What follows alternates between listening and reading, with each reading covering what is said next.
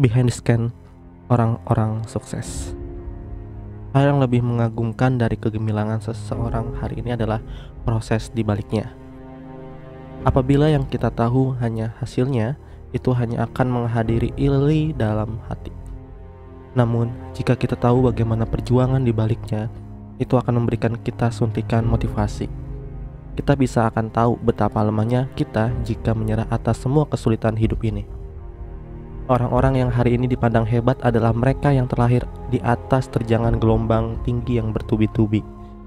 Muhammad Al-Fatih dikenal luas sebagai sebaik-baiknya pemimpin, juga sebaik-baiknya pemilik, sebaik-baiknya pasukan. Atas izin Allah, Al-Fatih memenuhi hadis Rasulullah tentang penaklukan Konstantinopel. Pada saat itu, Konstantinopel merupakan wilayah kekuasaan kerajaan Bizantium Romawi Timur yang telah berkuasa selama 11 abad lamanya. Tapi benteng yang kokoh berdiri itu takluk di tangan seorang pemuda dan pasukan yang dekat dengan ilahi. Penaklukan Konstantinopel merupakan prestasi gemilang yang begitu menyilaukan mata, sehingga nama Muhammad Al-Fatih abadi dalam sejarah. Namun di balik itu semua, Muhammad Al-Fatih harus melalui jalan yang tentu tidaklah mudah. Pada usia 12 tahun, ia harus memimpin negara, meskipun kemudian kembali digantikan oleh ayahnya. Pada usia 21 tahun, ia kembali diangkat menjadi pemimpin Daulah Utsmaniyah. Muhammad Al-Fatih memang telah disiapkan dengan sebaik-baiknya persiapan.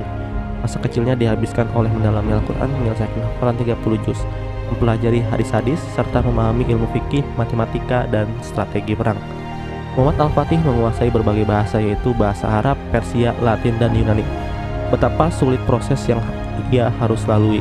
Ia mungkin harus melawan rasa kantuk dan malas karena harus mempelajari begitu banyak hal.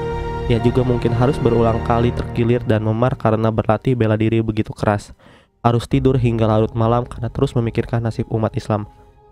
Jalan panjang perjuangan yang berhasil ditempuh dengan keimanan dan kesabaran. Atau seperti Sa'ad bin Abi Waqqas bin Abdi Manaf.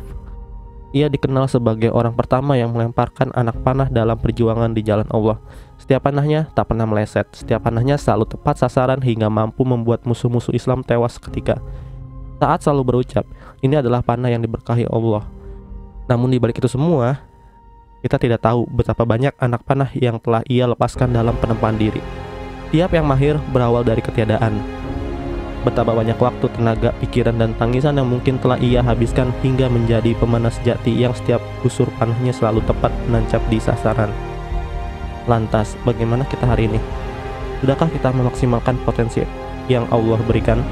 Sudahkah kita bersabar melalui prosesnya? Apabila hari ini kita masih terjebak pada asumsi tidak mampu atau tidak bisa, barangkali itu hanya pengalihan dari kata tidak mau bersabar dan tidak mau berlatih sebanyak mereka yang telah berhasil mengukir tinta emas dalam sejarah.